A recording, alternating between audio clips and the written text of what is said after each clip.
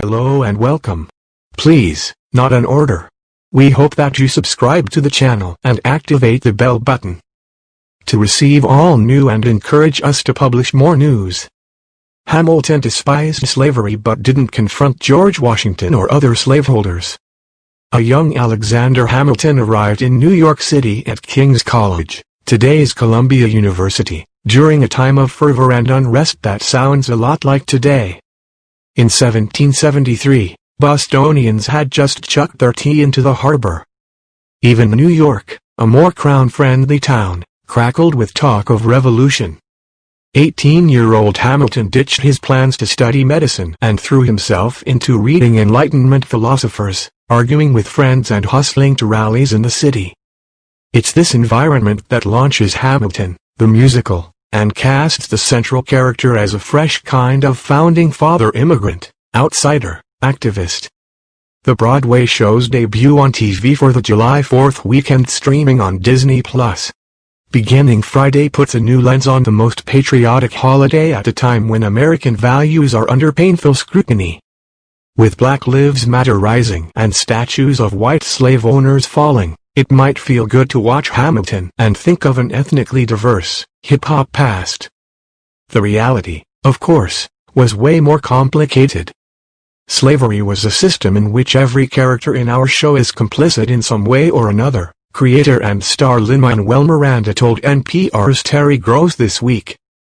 Hamilton, although he voiced anti-slavery beliefs, remained complicit in the system. Hamilton doesn't appear to have ever directly owned any enslaved people. He grew up working class on the Caribbean islands of Nevis and St. Croix, where black people outnumbered white people more than 10 to 1. His mother died when he was no more than 13. His date of birth is uncertain, 1755 or 1757, and left him and his brother two enslaved workers. But because the boys were born out of wedlock, they received no property. When he arrived at King's College, Hamilton had only been in America for a year, sent by island businessmen who took up a collection for him after being impressed by his intelligence and drive.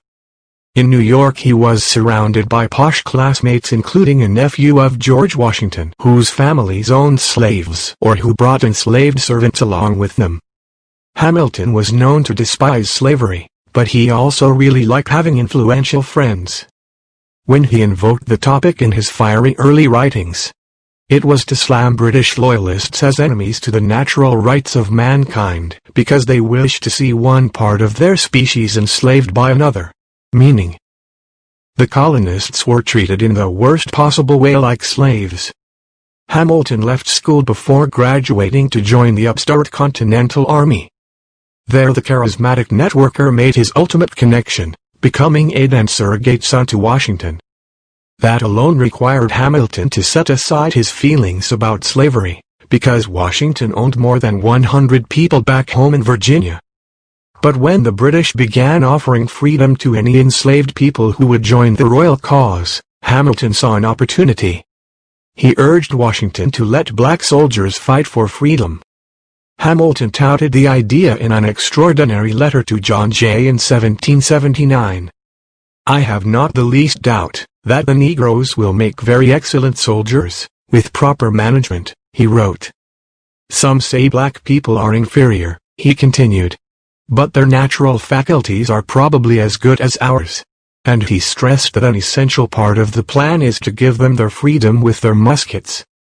This will secure their fidelity, animate their courage, and I believe will have a good influence upon those who remain, by opening a door to their emancipation.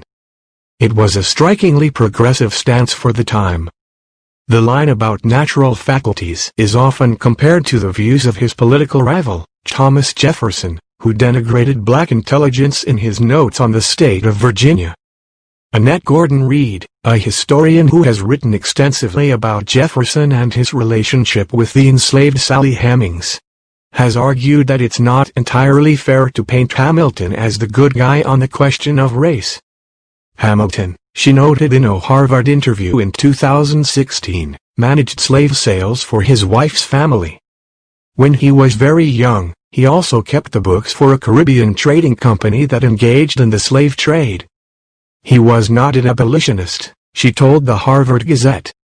Opposing slavery was never at the forefront of his agenda. No, climbing the ladder was always at the top of Hamilton's agenda. His relationship with Washington, his marriage into the wealthy Schuyler family, his slaveholding friends all advanced him socially while requiring him to turn his head from the toughest issue of the day. When war turned to statecraft, Hamilton compromised his views on slavery in favor of two other priorities: property rights, which the formerly impoverished orphan held sacrosanct, and the need to build a unified country. Hamilton accepted the notion of counting black people as 3/5 of a person in the new Constitution to ensure Southern states would join the Union. But author Ankit Ball, writing for the Columbia University and Slavery Online Project, detects a change once Hamilton followed Washington into the new government. Though Hamilton had spent the latter part of his life conceding on the issue of slavery in order to further his personal ambitions and the interests of the early American Republic, his work as the eventual Treasury Secretary of the United States allowed him to lay the foundations of an American economy independent of slavery, Ball wrote. In his influential report on the subject of manufactures, Hamilton laid out a vision for an economy built on manufacturing, with trade tariffs and federal subsidies designed to encourage growth and attract immigrants.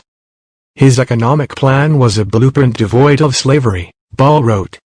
It was in the final years of his cut-short life after Washington left office that Hamilton finally began working directly on the issue. He devoted his time to the New York Manumission Society, which he and several friends had founded shortly after the Revolution but had let languish. Now Hamilton pushed a New York emancipation law, which passed in 1799, and advocated for the revolution in Haiti that saw black people throw off French rule and form their own democracy. Jefferson agreed with Hamilton that slavery should end, and that it belittled the slaveholder as much as the enslaved. But even though he penned the words of freedom that continue to inspire every 4th of July, Jefferson left the hard work for future generations. He predicted that when black people did get their freedom, they could never live alongside white people without the two races killing each other. Hamilton believed they should just become fellow Americans. Of all the differences between Hamilton and Jefferson, perhaps their assumptions about the racial future of America were most telling. Historian James Oliver Horton wrote in the New York Journal of American History, "For a man who had grown up in a black society in the West Indies, a multiracial New York or a multiracial America was not unimaginable." And in that sense, at least, Hamilton the man lives up to Hamilton the show. Until this news is over, do not forget to subscribe to the channel to receive all new